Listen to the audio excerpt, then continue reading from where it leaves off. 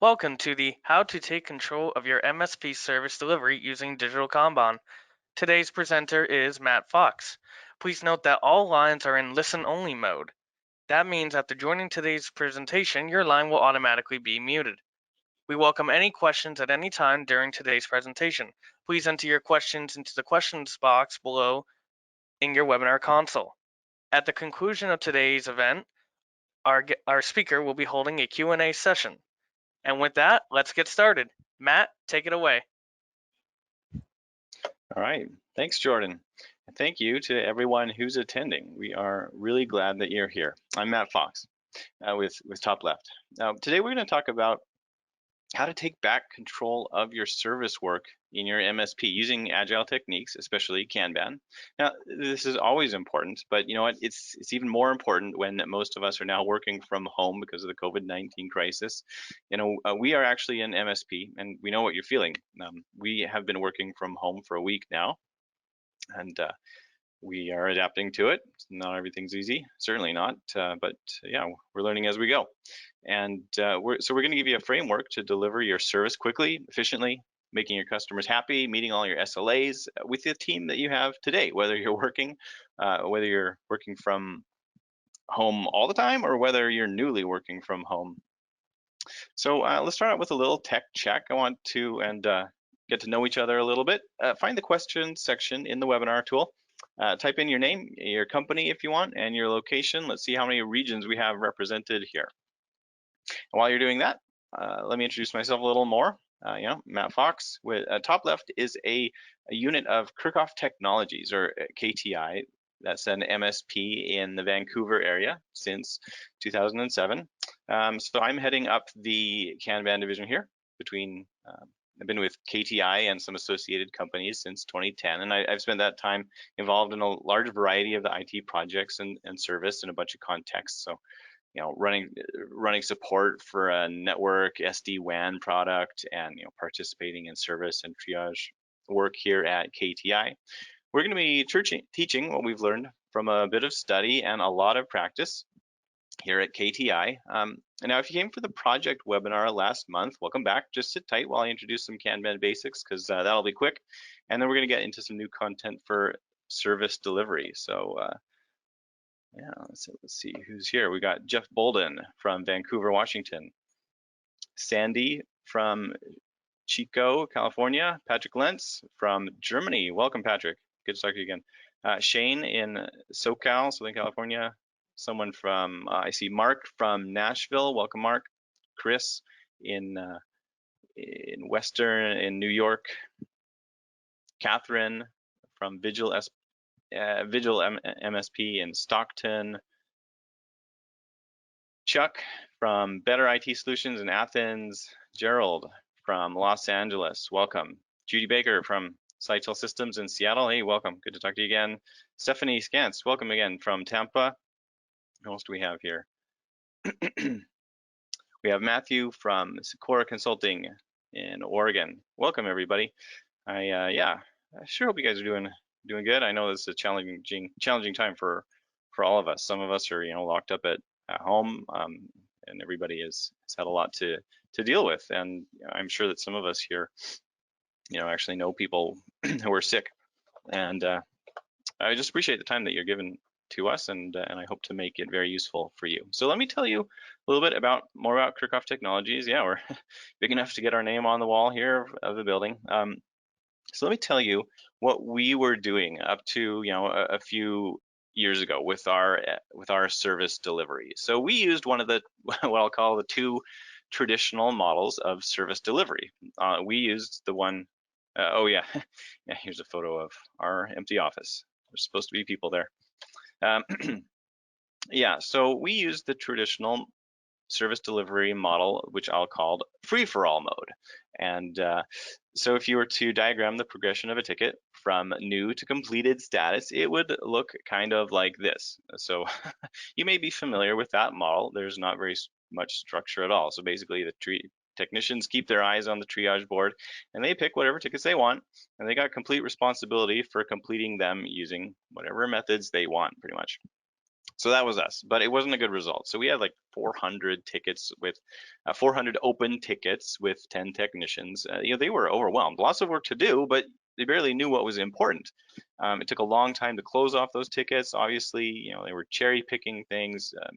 Tickets that nobody wanted to do would just get ignored. The customers were not happy. They had learned that when they're the squeaky wheel, they would get the grease. So they, had to remind us to do their work, and everybody was silent. Like there wasn't great teamwork. So this was not a great situation, which led us to Kanban. But first, let me explain the other traditional model of service delivery in MSPs. So this one I call the Tetris model.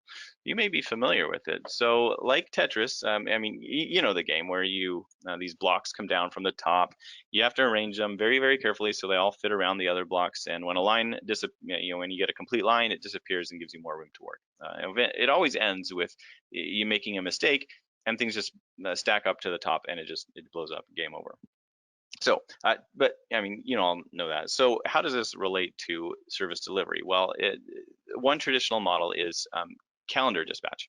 So that's where when a new work comes in, a dispatcher sees that ticket, they identify who needs to do the ticket, like which particular engineer needs to do it, and then they look into into that member's calendar and they estimate how long that ticket's going to take, and they look into that calendar to figure out exactly where they're going to put it. So they got to slot it in just like they're doing at Tetris. So in fact, this method is taught by some of the major MSPs. ConnectWise has a term for it. They call this paint your calendar green because they say, you really ought to have your engineers with green in their calendar their whole day. So, but what's wrong with this? Well, first of all, it's a lot of work, even when things go exactly as planned. So the dispatcher has to, like I said, estimate the time for the ticket, select the technician, and then find a slot that works for that in their calendar. And so it requires the technician's calendar to be accurate and complete. The second problem is that it really doesn't add that much value to the whole process because customers generally don't care what time of day that work is done. So the dispatch doesn't actually add value to the customer. And the most obvious reason that this doesn't work is that it's just very, very fragile. Because if one little thing doesn't go according to plan, it just blows up the rest of the day. So it could be that a ticket goes over the allotted time, which happens all the time. We know that.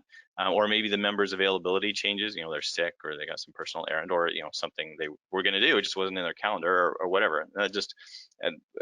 That means that one of two things has to happen. Either, well, like when in the case where the ticket just goes over time, the technician either just keeps working on that started ticket and they ignore the rest of the calendar for that day. So it means that all of the later tickets need to be rescheduled, which could be a lot of work for the dispatcher. Or the technician will obey the calendar and then they'll leave that ticket unfinished. The only reason they're leaving it is because the calendar says to do that, and they start working on something else. And this leads to a lot of unfinished tickets where you've started the work, you've started the ticket, you might even be close to finishing that, but the calendar says to move on, so you do that. And in that case, still the work needs to be rescheduled. So we've heard, you can get tickets that are scheduled 3 or 4 or 5 times in a calendar. It's really frustrating for the customer. And once I talked to one of our customers, she said as a dispatcher, she was spending 2 hours a day rescheduling work for just 2 engineers in that company. So it's really not very efficient. Tetris is fun when it's a game, but not when it is your MSP. So there's a lot of problems with this, and Kanban can solve this. So, but just to be clear, always certain types of work does need to be in the calendar. When it's something that is, you need to coordinate with somebody, like you're going on site, or it's a scheduled outage in the evening for some reason. So that work does need to be in the calendar. I don't want there to be any confusion about that. So anyway, those are the two models that people use: the free-for-all and the Tetris mode. And this can happen even when people are using their PSAs, ConnectWise and Autotask and so on, even when they're using it to the full ability of the PSA, all the data is in there. They got summary, description, time entries, and so on, but the PSAs still just don't help with work flowing smoothly. So yeah, we had known about Kanban and some agile techniques from our software development and software development background that we had, and we decided to try it out in our MSP. We found, what, it works. We've made major improvements, and even though we're still busy, we feel under control and we understand our own work and our customers are happy. So I'm going to teach you now how to use Kanban to get the right balance of structure and flexibility to manage service in your MSP. After that, I'll show you the tools that we use today, and we're offering them to make it all fast and easy. And then I'll take some questions, anything about service delivery or our Kanban tool. So you can type in those questions and we'll get to them at the end. First, I want to talk a little bit about what is Kanban. For those of you who have come in and maybe you've heard the word, but you really don't understand what it is. So it's actually, it's not just boards. It is a series of ideas that actually are old. They came out of Japan with Toyota and automobile manufacturing in the 1940s. They have to do with efficiency and reducing waste and also representing work visually. So that's why the boards are a big part of Kanban. In fact, Kanban, it does represent, it means visual. Kan means visual and ban means card. So the visualization is a key idea there. It has to do with managing the flow of the work. So here's a board with the columns that represent the stages of this work. Each of the cards here represents specific work. So it focuses on managing this work and how it flows through the pipeline, and not so much with managing the workers. It has to do with what we call pulling the work instead of pushing the work. So basically, when an engineer is ready, they'll take some work from here. It's not, a manager isn't telling them exactly when to do the work, and that has very much to do with the calendar dispatch. It's really been widely adopted in software development for a number of years now, and it is becoming known in a lot of other industries, like IT, but not just IT, in a broad variety of industries. In fact, Trello, you may have heard of it. It's a pretty common Kanban tool. They grew so much, they sold for $425 million to Atlassian. This was a few years ago already.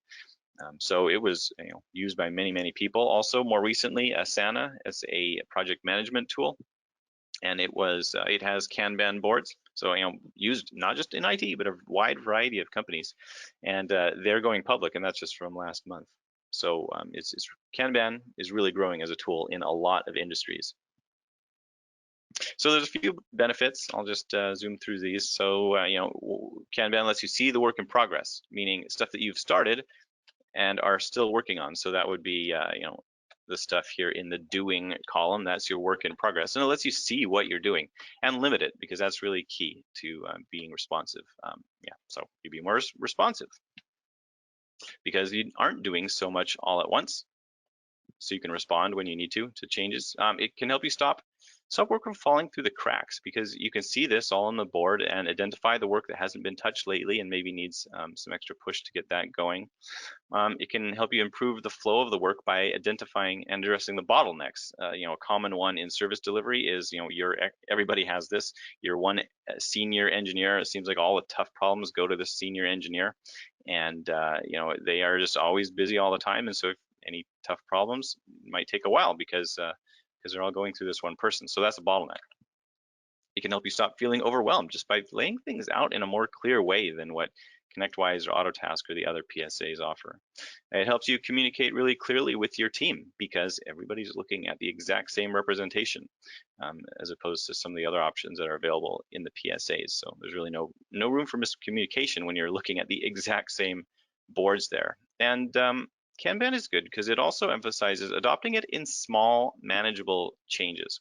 So it doesn't need to be a huge change all at once. The main thing you can do there is adopt the boards first, so you can see your work laid out on a board, even if you're not, even if you're still continuing to use free-for-all mode or Tetris mode. As far as your methods for getting the work done, at least seeing it on the Kanban board can still be an improvement. And then you can take steps to adopt some of the actual Kanban workflow models after you've adopted the Kanban boards. So yeah, let's get into this and talk about exactly what you got to do to adopt Kanban in an MSP. So there are 3 key decisions that you need to make before you can actually start using Kanban for service delivery. So one is you need to identify the key stages of your service pipeline.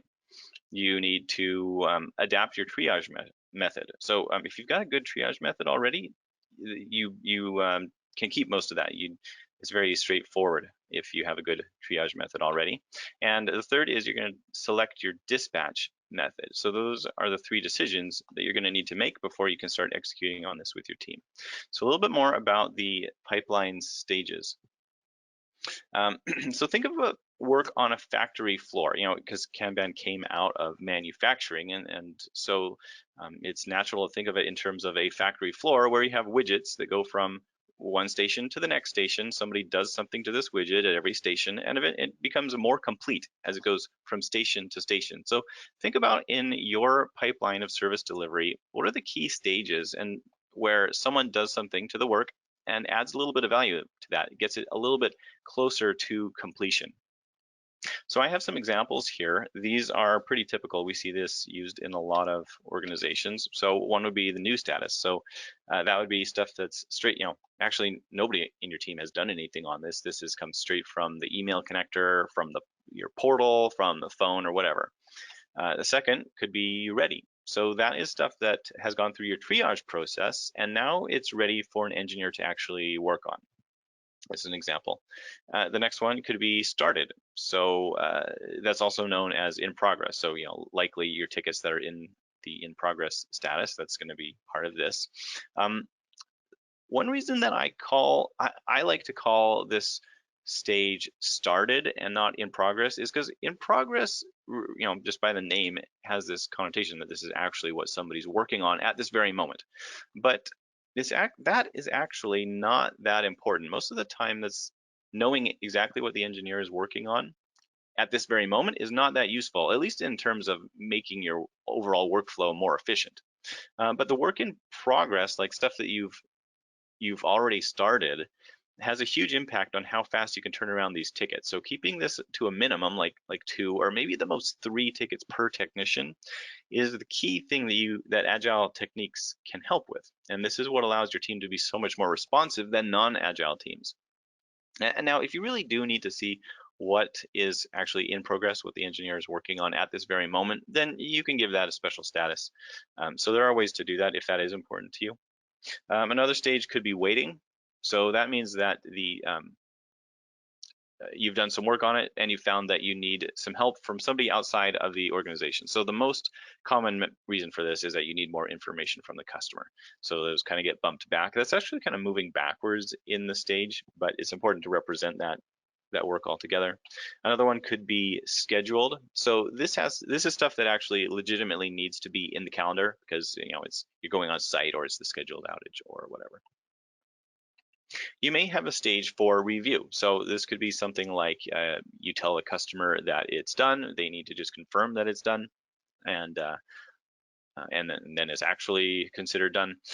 Or maybe you have a peer technician review it. So you could have a process like that. Not everybody has that, but that is somewhat common. And then finally completed is the end. So, and you could have other statuses. So in a Kanban board, and I just sketched out, real quick example here. Like this is what you would do if you were representing this on a whiteboard. You just put some tape on the board and you write it with a pen on the board and have the sticky notes that represent the cards. So you just get something pretty simple that looks like this. You have one card for each ticket, and then the columns that represent these key stages that you identified, and you just put them in the column for whatever stage they're at. So it lets you really very quickly see what stuff you've already started, what's scheduled, waiting, and ready, and so on. So this is already an improvement over what ConnectWise and Autotask and so on could give you. So that's what you're going to do for identifying the stages. And if you want to use my example statuses, go right ahead. A lot of people do.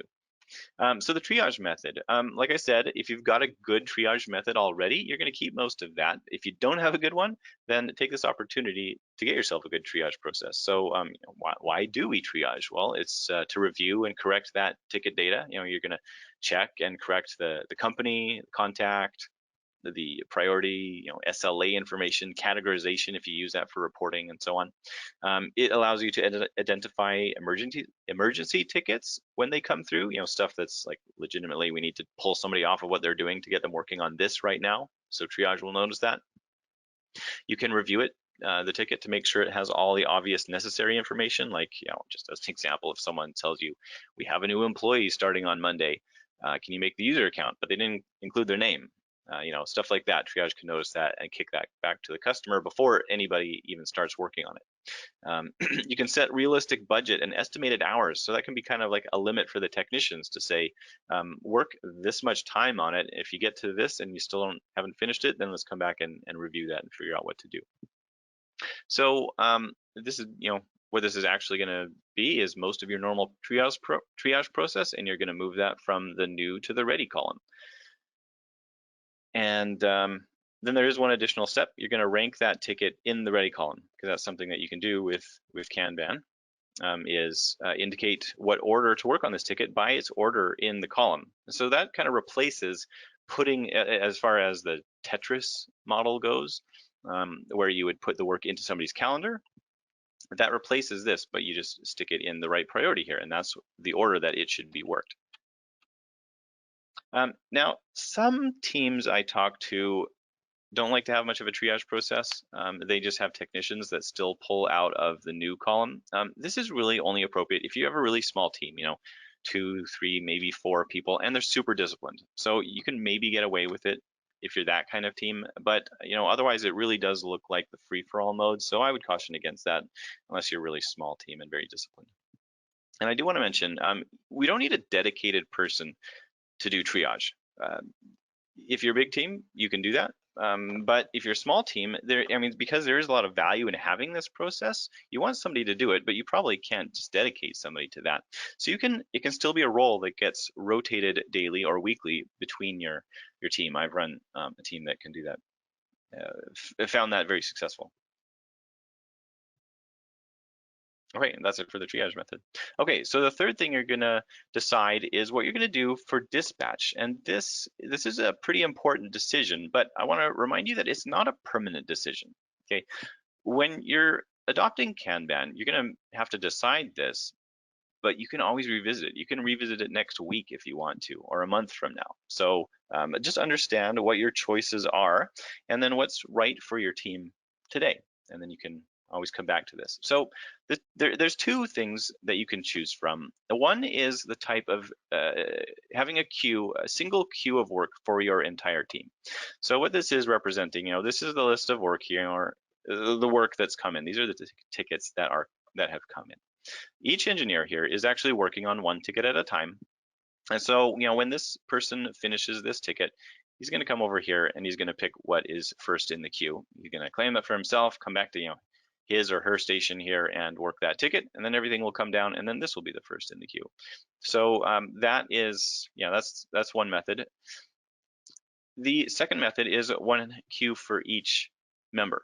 So this, I would say, is more common, and it does match up more closely with the the calendar dispatch model that a lot of folks use, where you do when work comes in, you triage it, and then you assign it to a member, and then you put it into the calendar. Where here the difference is that you don't put it into their calendar, but you still do assign it to the member. So then we get a number of queues, one queue for each member. So one way that kind of helps me to think about this, to map to something that is pretty easily understandable, is to think about what happens in a grocery store checkout, or some sort of store at the checkout counter, because we actually see this in practice, and you might not realize this is what is happening, but it is. So at a typical, say, a grocery store, when you want to check out, you go and you pick which cashier you want to go to. So basically you put yourself into one of these queues, and then you might have to wait in line a little bit with all of the other people who have chosen that same cashier. And of course, the cashier is only working with one person at a time. Compare this with certain other types of stores, or so sometimes you see this with like the self-checkout at a grocery store, where there's a single queue. So everybody, when you're ready to check out, everybody goes into the same queue, and then you just get directed to whichever cashier or self-checkout machine becomes available. So you don't know which cashier you're going to go to until the very last moment when somebody's free, and then you just go to them. So that is a way that sometimes you can think about this, because that's actually what's happening when you make this decision. So let's talk about the pros and cons of some of these. So I'll just tell you, despite the fact that a lot of people use this model, this one is the superior method overall, but it isn't for everybody. So let me explain why. The team queue is more responsive because new work can start when any technician becomes free. You might recognize this if you've stood in one of these lines at a certain type of store. The line keeps moving pretty quickly because you get to move up anytime any one of these cashiers becomes free, and it's exactly the same in your MSP. So it's a lot more responsive. And second is it's more efficient overall because you don't have to do that work. The dispatcher doesn't have to do that work of selecting the technician or monitoring for the progress. So, when work comes in with this model, somebody has to make this decision about which queue this work goes into. So that's some work that you have to do. Also, you do need to do a bit of monitoring on this work here because if one particular engineer gets blocked, like this turns out to be a really big ticket, then all of this stuff is blocked until he finishes that. So it does call for a bit of monitoring to see, if this ticket turns out to be a big one, then maybe you need to redistribute some of this work so that it doesn't just sit there in that queue forever. So that is a bit of extra work that the dispatcher needs to do. So that's why the team queue is superior. However, the technician queue has the advantage in that you don't have to make sure that all of your team members are able to take all of the tickets. So you don't have to train them uniformly. So that means that you have some flexibility when work comes in, and you can see, okay, this is senior level work, or maybe I have at the moment I have one technician who is most familiar with one particular customer, so this guy gets all this gets all this work. Well, you can still have that because it can be a lot of work to eliminate that in your team. So what I would mention is that you can actually have a hybrid. You can combine these so that generally work goes to the team queue, but if for some reason by the nature of that ticket that it needs to go to one particular engineer, then you can do that. So basically only send that work, you only assign that work when it requires this specialized training or knowledge. Also, you may have recognized that this has a lot to do with support tiers. So if you have already some strict tiers of work, tier 1, tier 2, tier 3, and so on, then this actually has a lot to do with that. And so you may have kind of solved this problem already. And you can certainly, like I mentioned, you can start with the technician queue because that might match more closely to what you're doing right now. And then as you feel you're able to increase the training or get better documentation so that any engineer can work with any customer, some stuff like that, then you can gradually move over to a hybrid or to the team queue mode. So that's totally fine. So here's actually an example. So this would be how you would see that on a Kanban board when you have a team queue. You would have your new work. You would split up your board into what we call the swim lanes here. So we have a ticket that has all of the unassigned work. We're still by the columns, you can notice, but we have the unassigned work up here. Work that's been assigned to Alice is here, and then work that's been assigned to Bob is here. So in a team queue, you have your ready work up here. So this has gone through the triage process, and then we've prioritized it, 1, 2, 3, 4. And then when engineers, Alice is ready to take some new work, as long as she finishes up these started things, then she'll come up here to the unassigned work. Now, if you have the technician queue, then it looks more like this. Notice we don't have anything in the unassigned ready section here. When you triage them, then they go down here and they're prioritized. So, if Alice needs new work, then she comes to her own column or her own swim lane here in the ready queue. So that's what that looks like on a Kanban board. Okay, so those are the 3 decisions you need to make, having to do with the stages in your pipeline, the triage process, and the what dispatch mode you're going to use. And now let's talk about what does this mean for actually for the engineers, the technicians. How are they going to do their work? So you'll notice that on the board, the work moves from the left to the right. We like to, that's how it moves, closer to completion. But the engineers actually, they kind of work the opposite direction. They move right to left on the board. So, and I'll mention the technicians still observe their calendars.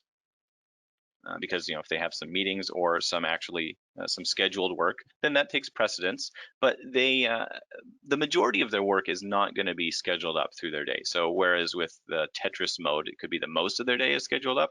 With Kanban, you'll find that some of their day is scheduled, but certainly not all of it, not even most of it. So they can start new work which they find in the ready column, only when their started section is empty and they've checked waiting. So let me explain that just from here.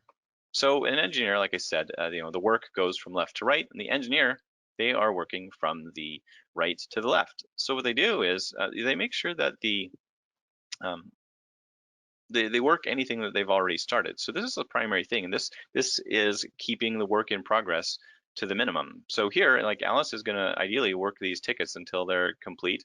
Not quite sure how she got 2 there. So maybe one of these was pushed to her because it was an emergency and she needed to do that. So she's going to work that and then finish that. Then she's going to finish that. Then she's going to work towards the left side of the board until she finds something that can be started. So actually scheduled is a bit of an exception. You don't really have to worry about scheduled because that's just going to happen when you get to that time in the calendar. Waiting, it's always good to take a quick check here to see if any of this waiting work has opened up now, like, maybe the customer has responded and answered the question that it was waiting there for. And if that's the case, then work this one because you've already started that. Pull it over into started and then work that and then send it to completed. Now, if everything here is still waiting, it's not, can't work it because we don't have the information yet or whatever is the reason, then come over here and start new work. And not any work, you don't just cherry pick what you want here. This has been prioritized by the dispatcher or the triage process. And so Alice will take what's at the top here and move it over to started and work there. So, when, say, Alice takes some new work, there's a few things that can happen with this ticket once it's in started. The best case is that the ticket just goes straight to completed here. That's obviously what we like to see, and we hope that happens most of the time. It could be, though, that the ticket gets blocked, and maybe she needs some more information before she can complete that ticket. So then it goes to waiting. Obviously, she's going to put a note on there in the PSA to say, this is what I'm waiting for. And also the ticket could go to scheduled if she needs to go on site for that, or if it's going to result in something else that needs to be done at a certain time of day. So it could go there.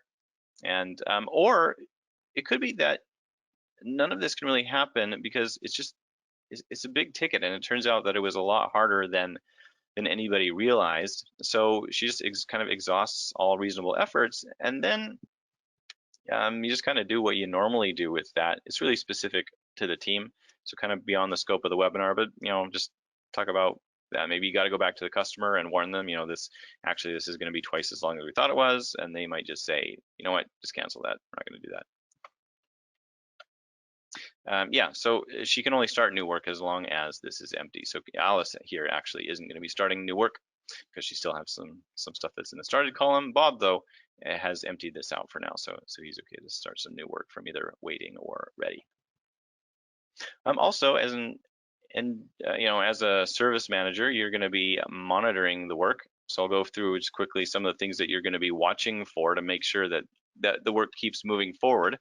You're going to be looking at the due dates versus the progress. Basically, is this work coming up due? If it has a due date, or an SLA, I should say.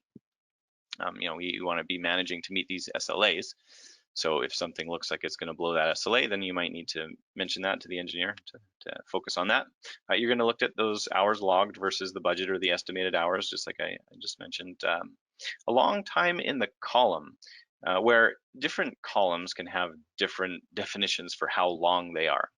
You could have, probably you should have work that's in started. You shouldn't see it sitting there for more than a couple of days. So if it's been sitting there for 2 or 3 days, you might want to focus on that and figure out why that's happening and do what you need to do to get that moving forward. Something that is in waiting could sit there for 7 days, like maybe in some teams, maybe even 2 weeks would be considered okay to wait there. So you're gonna look for tickets that are just sitting there.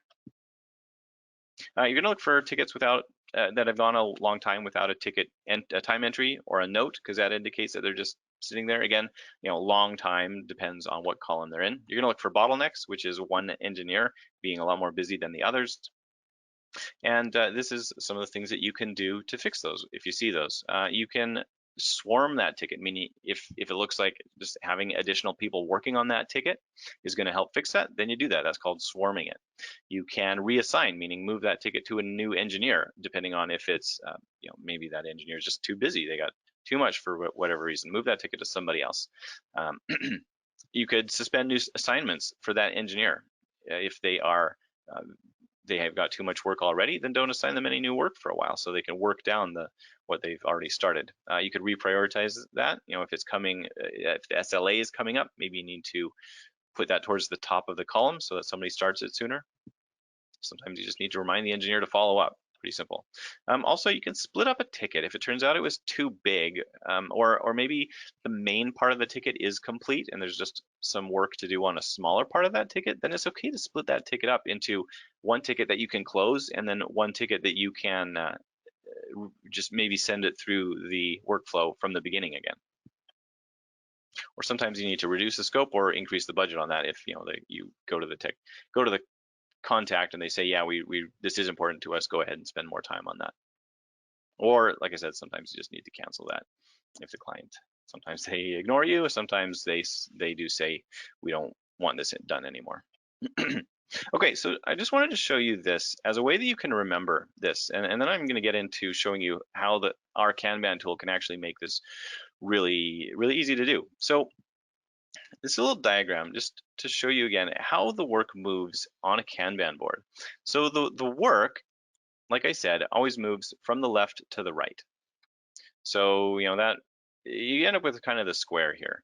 So it's not a cycle, it's just kind of a diagram to make a way to remember this. So the work is moving from the left to the right, whereas the workers are always moving from the right to the left, preferring to work on those tickets that's on the right side of the board, and if they don't find anything there, then they move to the left. So that's how work moves between the columns, and how the workers prefer certain columns of work. Now, within the column, those tickets are going to be moving up. So as those engineers work from the top, the work represented by those cards in the columns, they're going to be moving from a lower position up towards the top, and then the workers move from the top down in each column. So they prefer to work from the top wherever they can. That's just a simple way to remember that. So yeah, how does this overall compare to the free-for-all mode, where free-for-all method of dispatching? Well, it's a lot more structure, which allows you to prevent all of this work in progress and work falling through the cracks and customers getting ignored. So it's sufficient structure to prevent that kind of problem. And as it compares to the Tetris mode, the calendar dispatch, it's a lot more flexible and it's a lot less work. So when things don't go according to plan, you don't have to worry about rescheduling all this work because you never put it into the calendar in the first place.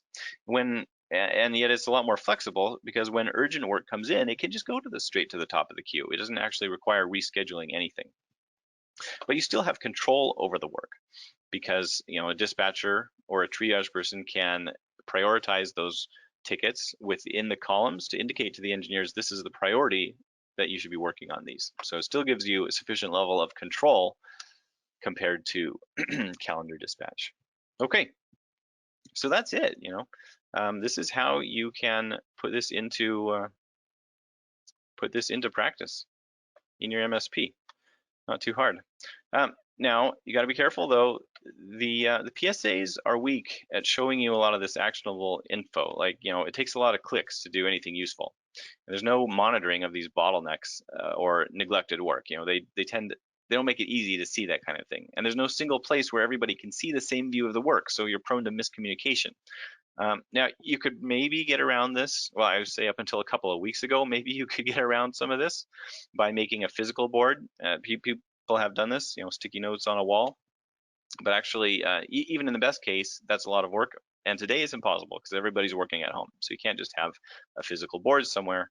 You just can't do that anymore. So we need some digital help here. And that's what we do with top left Kanban boards. So these are Kanban boards that connect to ConnectWise and to Autotask. They just pull out your data there. It does all the visualizations for you. It makes it really easy to manage. Presents you the bottlenecks and the neglected work, right? Just according to how you configure it. It makes it very, very easy to see that. You can see exactly what you need to focus on. And also you don't waste time entering data because everything comes straight out of the PSA. So we have a couple of pictures here that I can show you. So here's an example. This is a pretty basic Kanban board here.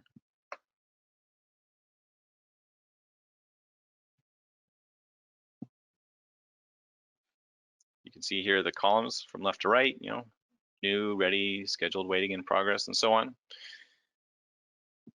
We can immediately see all the cards, where they are. Even just a view just like this is a lot better than what ConnectWise or Autotask would give you as far as making it obvious what work is in progress, what's waiting, what's ready, and so on. You can see the color on the left. As far as the cards go, you can see a lot of the key information here. Title, obviously, the company. You can see who's assigned to the ticket by these indicators here, how long it's been in that status, how much time is entered on it. You'll see when was the last time entry, when was the last note. If it has a due date or an SLA, you can see that as well. And then the bar on the left here represents the priority of that ticket in the PSA. It's not just a visualization though, it's interactive. You can actually drag these cards back and forth between the columns. So the columns are mapped to the different statuses in your PSA. So all you gotta do is just click and drag. When you take from ready to in progress, it's just one operation. That would be a bunch of clicks in ConnectWise or Autotask or other PSA. But here it's just drag and drop. Couldn't be easier. You can also drag and drop to set the position in the column, as the pretty important part of the triage or the dispatch process. So that makes that real easy too. And it's all all shared, the visualization. Everybody's looking at the exact same thing, so it makes it easy to see when someone drags a ticket from the bottom to the top. Everybody can see that. And it's really flexible too. So you can have any number of columns, you can have any names of the columns, work with any setup of the data in your PSA. So you don't have to make this some big initiative that's going to impact your whole company because you're messing around with the boards and the queues and the statuses and so on. Like you can launch this with whatever configuration you already have in your PSA. And you can launch it with just one team as well if you'd like to do that. So let me show you the swim lanes here. So this is a swim lane view. It's like a couple of clicks to set this up, and then you can see it you can see your work as it's distributed among your team members. So here, this is like an example dispatch board. You can see exactly who's assigned to all this work, what you have coming up that needs to be, assuming you're using the technician dispatch mode, what work you need to assign to different members so that they're actually going to start that. Or this could actually be an example of the hybrid mode where in this example, Terry and Joseph both have some work assigned to them, and when they work through this, then they'll go and work on these tickets after they work on what's already assigned to them already. And you can still see what they have in progress, who has too much in progress, who has maybe not enough, or who has not a long enough queue of work on their own, and so on. So it makes it all very easy. This works really good for a daily huddle, by the way. So if you do a meeting like that every morning or whatever, you can pull this up on your big screen in your, well, I guess right now it's when everybody joins on Zoom or whatever tool you're using, you're going to screen share this and or have people pull it up on their own screens and talk about it. And you could just go through, have every member report on what they have in progress or what has some red warning on here, so that you can just do your meeting kind of managing by exceptions, so that if a ticket doesn't have any red warning on it, then you don't have to worry about it. You can do things like that. So it makes for a very efficient meeting if you're doing that. Also, it makes it really easy to see neglected work. So here's an example. We can see that we have a warning here where we're saying the SLA is due in, it's coming up pretty quick. So this is certainly something that you want to know about so that you can make sure that this gets done according to that SLA. And that's based on a threshold here. So we can see maybe someone has set a threshold that says, if the SLA is due within 4 hours, then we mark it here in this orange color, and then you can see that emphasized over the other tickets that don't have the SLA coming due. You can also set the thresholds here on how long it's been in a certain status. So as an example here, maybe we have a threshold here that says if a ticket has been in progress for more than 2 days, then that's unusual. We don't want to see that. So indicate this in red here when it's for this one that's been in there for 3 days. And you can also see certain warnings, like if it has more logged hours on it than the budget hours, then it will show that in red for the engine, service manager to follow up. It can also work for work that has entries in the calendar. So whether those are, you're coming from a calendar dispatch mode, and so you're still using that for a while, then it can help with that. Or for that work that is less frequent, but it legitimately needs to be in the be scheduled for some reason, then it can help with that. So you just mouse over this indicator here, and it will pull up this indicator and tell you exactly when that's scheduled for. Also, we have the colored outlines here, which indicate something about that work. So blue here would indicate something that's in the future. Scheduled, this fellow is scheduled to work on this ticket sometime in the future. Green if it's scheduled today, and then red if it's gone into the past. So the red would be an indication that well, one of two things happened. One is maybe they did that work, but they didn't acknowledge that and tell the PSA, yes, I did that work at the scheduled time. So that needs to be corrected. Or maybe they didn't do it at all. So this needs to, like, if you're using calendar dispatch, then you need to reschedule it. If or maybe they just didn't go on site, so we still need to reschedule it for whatever reason. So this is red means something that needs to be looked at. Also, I wanted to mention, we're not talking much about projects here, but I did want to show this because MSPs work on projects too. In fact, a lot of the teams work on both service and project work. Unless you're a sizable MSP, you're going to probably be having your teams working on both. So I wanted to show the project swim lane. So here's a swim lane that's not grouping the tickets by who they're assigned to. They're showing it grouped based on the project. So these are project tickets, and this first swim lane here is one particular project. The second swim lane is another project, and then the third swim lane is yet another project, and you'll have a swim lane for all of your projects. And you can see that it makes it really obvious to see overall what's the state of my project. Do I have a lot of stuff in progress? Do I have a lot of stuff queued up, or do I have a long backlog of work that I don't want to do yet, but I know it will need to be done in the future? So it's really good for a quick overview of that, and also planning as far as your whole project portfolio, because MSPs work on many projects at once, and like this always blows my mind. But both ConnectWise and Autotask, they don't have a way to show this level of detail for multiple projects at once. So if you want to do this, you got to do this with Kanban, and this is a regular thing that project managers need to do all the time. And the PSAs don't do it. So if you are regularly involved in project management, then this can be a huge benefit as well.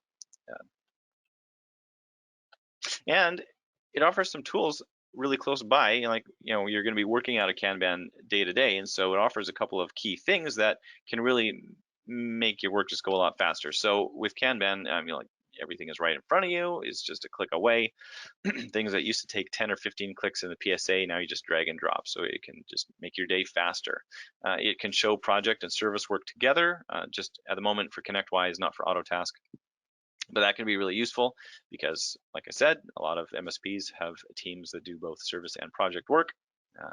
We avoid miscommunication. You can assign and unassign members straight from Kanban. Oh yeah, I don't think I mentioned that. If you have a view that has the member swim lane, you can actually just drag those tickets from one swim lane to another, and Kanban will go out and reassign that work just by dragging and dropping it. So that can be really quick for fixing those bottlenecks. You can dispatch to the calendar. So whether you continue to do that until you're able to adopt the Kanban methods, or whether you do that just rarely for the things that need to be in the calendar. So you can do that from Kanban. You can enter time in notes. So your engineers are actually going to do it because they don't like to have to click 10 or 15 times to find the ticket and click through to bring up that dialog to enter their time. That's available in Kanban, just 1 or 2 clicks away. So engineers are a lot more likely to do that and do it right away when they're working on that ticket. So it makes that real easy. And you can also customize the card appearance. So you can do things like based on certain properties of that card. For example, if nobody is assigned to it, then you can change the background color of the card, or you can give it an outline. So that's a way that you can really you can customize Kanban really specifically for your team and what you want to see to be able to make things more clear for you and be able to get more information out of it in a shorter amount of time. And it can also manage your sales opportunities and your activities as well. So that's activities is a ConnectWise thing, not on the Autotask side. So it can, yeah, if you are using the PSA for those sorts of things, you can manage those as well. Although I should mention that some of this stuff is ConnectWise specific for now,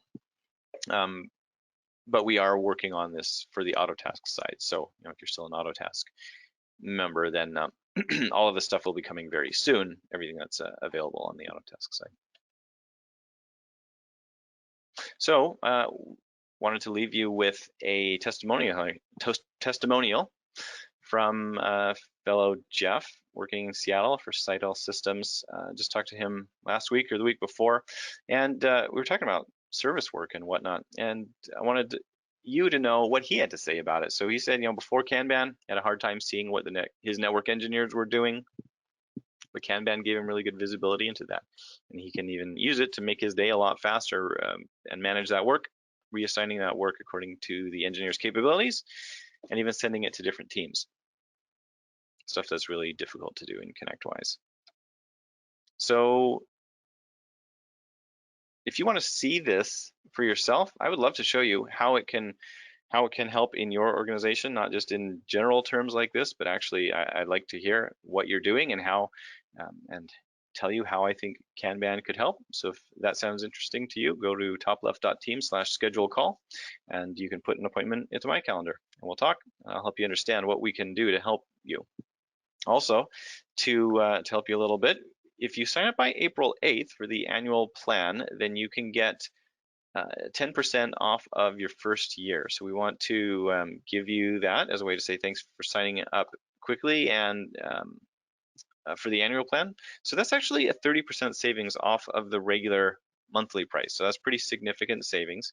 And we also want to send you a copy of Phoenix Project or Making Work Visible books. So these are things, a couple of books that we recommend to customers pretty frequently. This is really good stuff for making your work flow more efficiently. So we want to send you that if you come and sign up by April 8th. And that's it. So I will take some questions now. Let me just pull this up. All right, so let's see.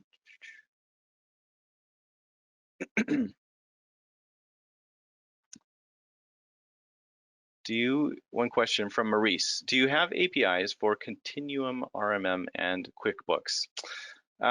Sorry, Maurice, we don't have anything for Continuum or QuickBooks at the moment. But thanks for your question. I'll write that down because we do keep a list whenever folks ask us about other PSAs. We keep a list of that, and so we know what there's interest in. So I'll write that down. Thanks for your comment. Are there ideal industry thresholds for the number of tickets per tech or company-wide that we should be working toward in each category column? Okay, question from Jeremy. Are there ideal industry thresholds?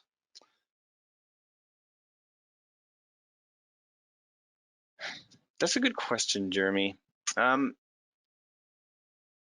Overall, we have not found that this varies very much depending on what industry you're working on. We actually had a little call yesterday, a roundtable with a number of our customers and folks who are very experienced with Agile. Like we kind of consider these our top customers who know a lot about Agile, probably even know more than me. We had Wim on there too. Wim's our founder, and so a lot of Agile knowledge there on this call yesterday. And a similar question came up, and or at least we were talking about a similar topic, and the consensus was, the ideal is one thing, number of tickets as far as started work. In real life, you're gonna need to work on a couple of things at a time from time to time. So, more real world is probably 2 per technician. And then 3 maybe, and beyond that, really no. So as far as the started column goes, no matter what industry you're in, you can't multitask. So 1 or maybe 2 is good for the started column. For other columns, I suppose maybe there could be a difference in your industry as far as the started columns go. Sorry, the other columns, things like scheduled or waiting. Um, I don't have any, yeah, I've never recommended anything for any specific industry, so I don't know how that might change per industry.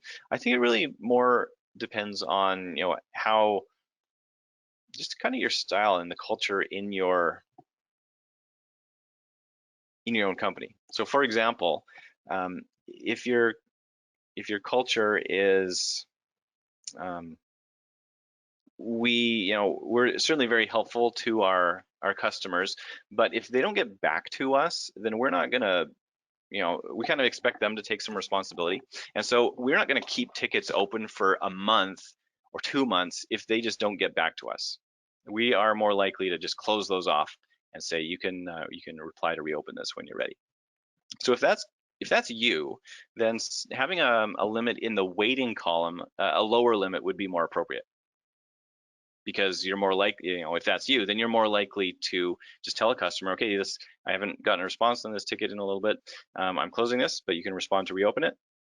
So then you're going to have a lower number of tickets in the waiting column. Now, if your culture is different and are you're more likely to, I don't know, just be more patient and take more time following up, then maybe you're going to have more tickets there, because that's just kind of how you've marketed yourself and what your customers expect you to do. So maybe you're going to have a ticket there that's been open for 5 weeks because maybe you happen to know that your customer is just dealing with something, and they're not going to respond to you right now, and you're okay with keeping that open. Then you're going to have a higher number of tickets in the waiting column there. But one thing that's true for everybody, I should point out, is that the number of tickets that you're going to be seeing in those columns is going to change over time. As like, you're going to have a lot more tickets open when you start using Kanban, and then as you use the techniques, you're going to see less tickets open, and that happens for all of our customers. All right, let me find another question.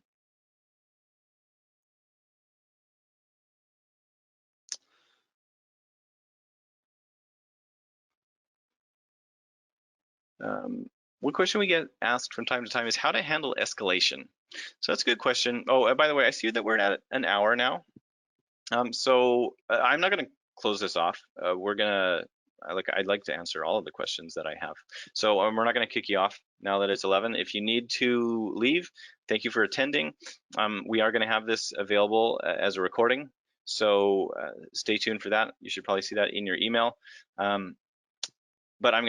But we're gonna keep going. We're not just gonna quit. So if you do need to leave now, thank you for attending. So anyway, how to handle escalations is a question we get from time to time, and that really, I mean, certainly there are ways that you can use Kanban for that, and it really depends on how you have already set up your workflows for escalation. Whatever you choose to do should certainly be something that you're already comfortable with, in order to just kind of not be changing things all at once.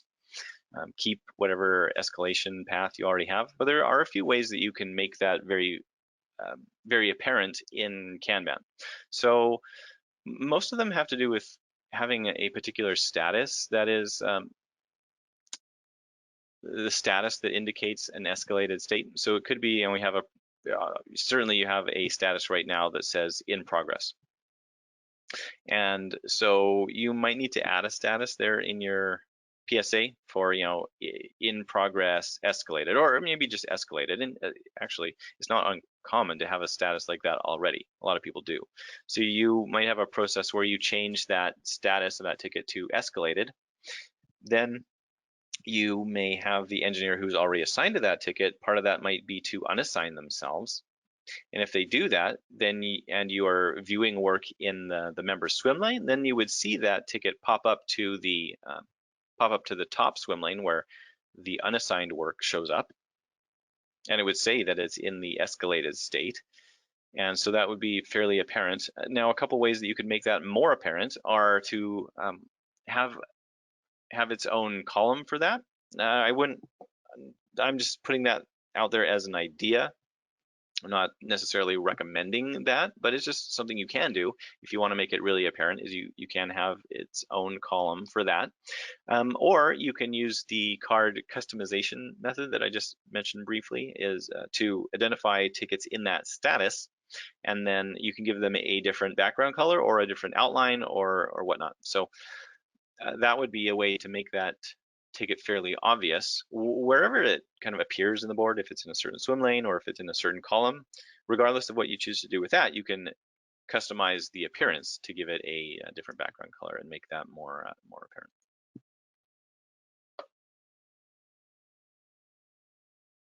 All right, let me find another question.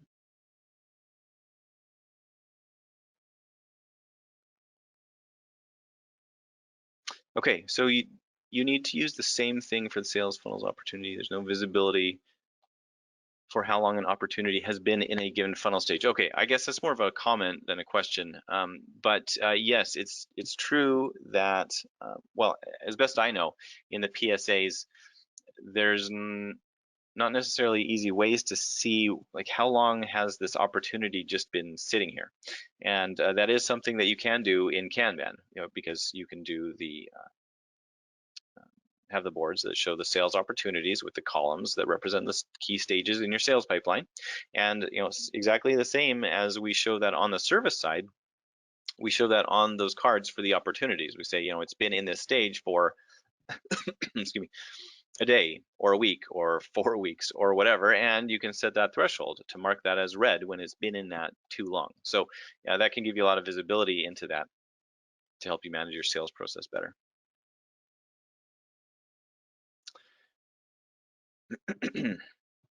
Someone said calendar Outlook. Yeah, so let me explain how that works.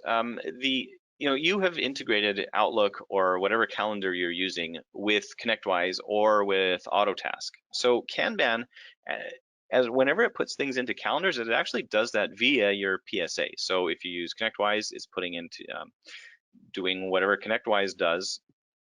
When you put something into the calendar in ConnectWise, Kanban is just doing it that same way, and then that syncs out to your calendar. Same with Autotask. If you make a service call, which I should mention is functionality that's coming up very soon, like in the next week or two. But when it does that, it will also do that via Autotask. So Kanban itself doesn't integrate with your calendar. It does, anytime it adds something into the calendar, it's actually doing that using the standard functionality that your PSA already has.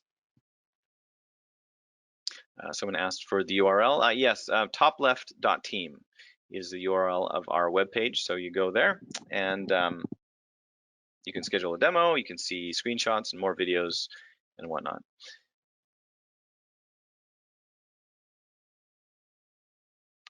Can you create a sales funnel? Yeah, I guess I've spoken a little bit about that, but yes, sales funnel. So again, this is some functionality that's available in ConnectWise now. If you use Autotask, then it's not available just yet, but it's very close to the top of our roadmap. We really want to offer that so that you can do sales stuff in Autotask. So it's very substantially the same as making a service pipeline and a service board. It is a different kind of board. So you can't, at the moment, you can't mix the opportunities with the service tickets. That probably wouldn't make much sense. Anyway, we would like to look at options for making that possible in the future. But at the moment, you're going to have a board that's just dedicated to your sales opportunities. And then those columns are going to be mapped to the different sales stages that you have in ConnectWise and then in Autotask when we release that. So the PSA, comes with some pretty typical sales stages. I don't remember what they are off the top of my head, but there's 5 or 6 or 7 of these stages, and so it would be really simple to actually go out and make a Kanban board that just has the 5 or 6 or 7 different columns, and you just map exactly one sales stage to each column in the order of the order that you use those stages, and that would represent your sales pipeline there. We can also do swim lanes for the sales the sales Kanban boards, so you can split them up based on who is the primary representative on that ticket. So, same thing, you can identify bottlenecks in your sales process when you have too much assigned to one person or not enough assigned to another person, and so on. So that's also possible. You can split them up by the type. So if you wanted to get a quick view of like, right now, are my sales opportunities more like service or cloud stuff or printers or security or whatever, So if you have your opportunities identified by type, then you can see that in different swim lanes too. So that can be pretty useful. All right, let's see. What other questions can we have?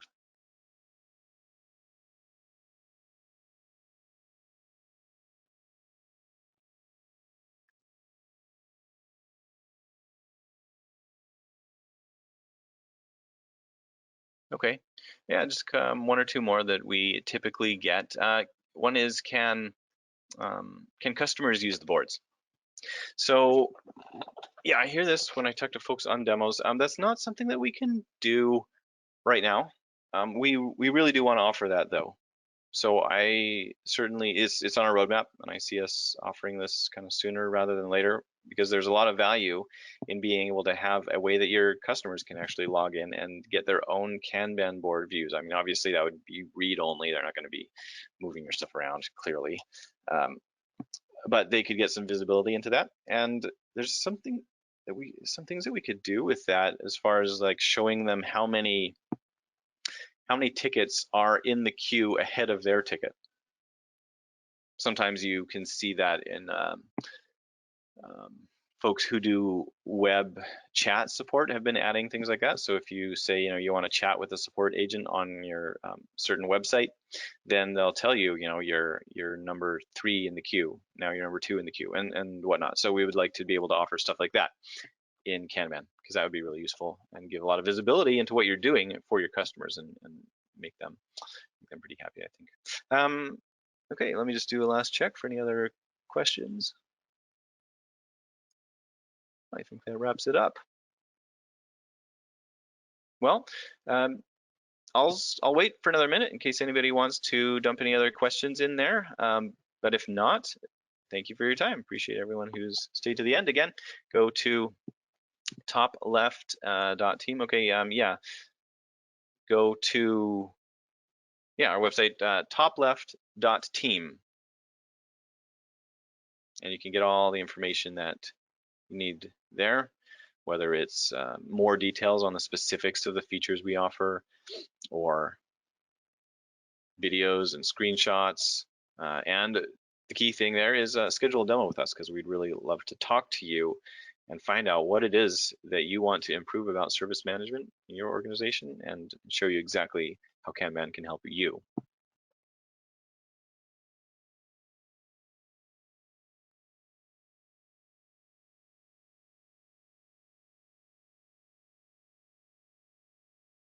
Okay, seeing no more questions, then that's it. Over to you, Jordan. Thank you, Matt, and an excellent show today. Thank you all for attending today's webinar. For those of you whose questions were not addressed, a member of the team will be reaching out to you personally. Thank you all and have a great day. That does conclude today's webinar event.